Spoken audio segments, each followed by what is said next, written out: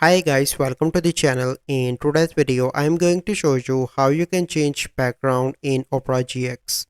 So first step you need to do is to open Opera GX and open this, and you need to wait for a few seconds here. Once it is open, you simply need to click on this gear icon, that is settings, and go into the settings.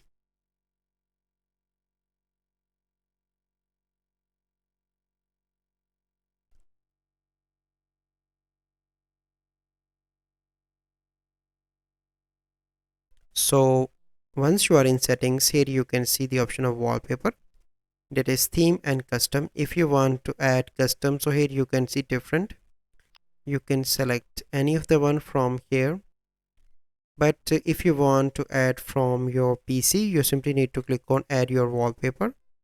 So I'm going to add from PC like this one,